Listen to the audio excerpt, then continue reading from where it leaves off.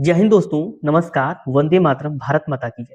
दोस्तों, जैसा कि आप जानते हैं, टीईटी मैंडेटरी के सुप्रीम कोर्ट में रिव्यू पिटीशन दाखिल कर दिया गया है और उसके क्या अपडेट्स हैं, आपके द्वारा लगातार पूछे जा रहे हैं कि रिव्यू पिटीशन की जो याचिका है, वह किस स्थिति में है, कब तक सुनवाई हो सकती है, इत्यादि बिंदुओं को हम विस्तार से चर्चा करेंगे।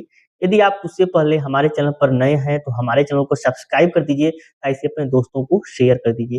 दोस्तों, मार्ट साहब यूट्यूब चैनल आपका मंच है, आपकी आवाज़ है। आप जितना ज़्यादा से ज़्यादा अपने इस मंच को मजबूत करेंगे, सशक्त करेंगे, आपकी आवाज़ उतनी ही अधिक लोगों तक पहुँचेगी और आपकी आवाज़ को सुना जाएगा। जो भी समस्याएँ हैं, उसे सरकार के द्वारा ज़रूर सुन करके दूर करने का प्रयास भी किया जाएगा। दोस्तों, यदि आप अपने इस मंच को सब्सक्राइब नहीं किए हैं, तो आज ही सब्सक्राइब करें, अपने दोस्तों को शेयर भी करें। दोस्तों, जो टीईटी अनिवार्यता रिव्यू पिटीशन का मामला है, उसमें आपके मन में सबसे बड़ा सवाल यही है कि टीईटी मामले का क्या हुआ? जो अपनी सेवा और भविष्य को लेकर लोग चिंतित हैं कि पुनर्विचार याचिका की सटीक स्थिति क्या है?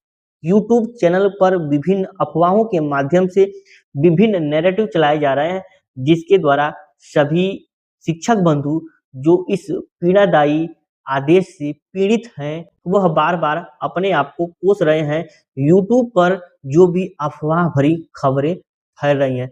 दोस्तों, ऑथेंटिक जानकारी के लिए मार्ट साहब यूट्यूब चैनल से लगातार जुड़े रहें और आपको स्पष्ट एवं सटीक जानकारी दिया जाता है। दोस्तों, आपके सवाल का जवाब यही है कि वर्तमान स्थिति क्या है? तो याचिकाएँ पूरी तरह से सक्रिय हैं और आगे बढ़ रही हैं। उत्तर प्रदेश सरकार द्वारा दाखिल याचिका में जो भी तकनीकी खामियाँ या डिफेक्ट्स थी, उन्हें पूरी तरह से ठीक कर लिया गया है। खामियाँ दूर हो गई हैं, लिस्टिंग के स्टेज पर है। अब हमारी याचिका सुनवाई के लिए लिस्टिंग स्टेज पर पहुंच चुकी है।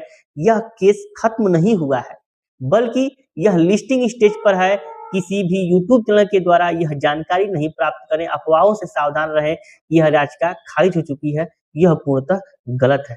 दोस्तों, लिस्टिंग स्टेज का वास्तव में मतलब क्या है? तो लिस्टिंग स्टेज का मतलब यही है कि याचिका ने अपनी प्रारंभिक बाधाओं को पार कर लिया है। अब यह न्यायालय द्वारा सुनवाई के लिए तारीख आवंटित किए जाने की प्रक्रिया में है। याचिका दाखिल हुई, उनकी कमियों को दूर किया गया, लिस्टिंग स्टेज पर पहुंच चुकी है, लेकिन अभी तारीख अलॉट नहीं हुआ है। यह एक सकारात्मक संकेत है जो पुष्टि करता है कि हमारी कानूनी लड़ाई सही दिशा में है और इसे सुनवाई के लिए स्वीकृत भी कर लिया गया है। दोस्तों, आपके लिए यह सबसे बड़ा सकारात्मक संकेत है कि आपकी जो याचिकाएं हैं उसे स्वीकृत कर लिया गया है। दोस्तों, अगर सब ठीक है तो सुनवाई में देरी क्यों है? आपके मन में यह प्रश्न बनना जायज भी है और बनना भी चाहिए। दोस्तों, देरी का कारण यही है कि मामले की जटिलता और व्यापकता है। वर्तमान में हमारे मामले के समान देश भर में लगभग 25 से अधिक याचिकाएं दाखिल हैं। कोर्ट का उद्देश्य इन लोगों को एक साथ जोड़कर सुनना है, ताकि एक व्यापक और सभी के लिए न्यायपूर्ण फैसला सुनाया जा सके। यह एक रणनीतिक कदम है, कोई बाधा नहीं है। आप इसे यह ना समझें यह बाधा है, बल्कि सुनवाई में देरी का कारण यही है। अदालतें हमारे पक्ष में है। सबसे मजबूत तर्क क्या है?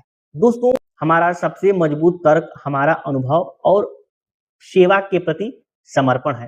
तर्क यह है कि जो शिक्षक 20 से 30 साल पूरी निष्ठा से सेवाएं दे रहे हैं, से इस उम्र और सेवा के इस पड़ाव पर टीईटी परीक्षा की अपेक्षा करना व्यवहारिक और न्याय संगत नहीं है। अनुभव ही हमारी सुरक्षा है। कानून का उद्देश्य न्याय करना है।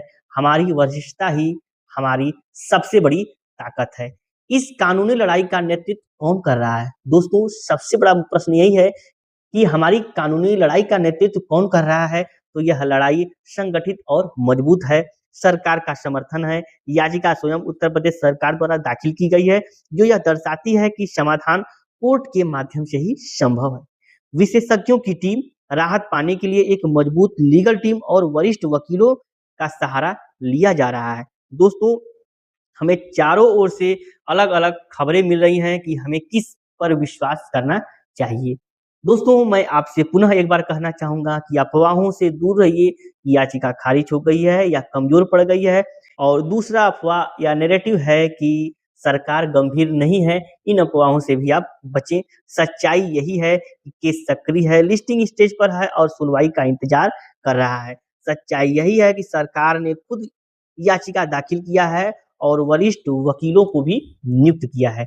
दोस्तों, अंतिम संदेश हमारा आपके लिए यही है कि हमें क्या करना चाहिए। सबसे ज़रूरी बात यह है कि धैर्य बनाए रखना और किसी तरह की अफ़वाहों पर ध्यान न देना। आपकी नौकरी और सुरक्षा के लिए हर संभव कानूनी प्रयास किए जा रहे हैं। वर्तमान स्थिति सकारात्मक है, एकजुट रहें और न्यायिक प्रक्रिया पर विश्वास रखें। दोस्तों, जो खबरें थी वह एक बार ब्रीफ में जानते हैं कि पुनर्विचार याचिकाएँ की सभी खामियाँ दूर हो चुकी हैं, केस खत्म नहीं हुआ है बल्कि लिस्टिंग स्टेज पर है। सुनवाई में देरी का कारण देश भर में लगभग 25 प्लस मामले को एक साथ जोड़ना। 20 से 25 साल का अनुभव हमारा सबसे मजबूत कानूनी आधार है। सकारात्मक रहें, धैर्य रखें और अफ़वाहों से बचें और ऑथेंटिक और रियल जानकारी के लिए मार्ट साहब यूट्यूब चैनल को ज़रूर फ़ॉलो करें, सब्सक्राइब करें। यह आपका मंच है, आपकी आवाज़ है।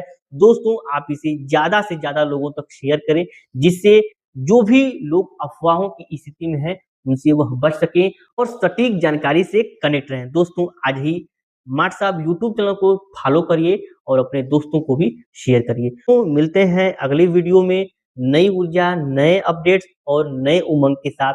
तब तक के लिए नमस्कार, धन्यवाद, वंदे मातरम, भारत माता की जय।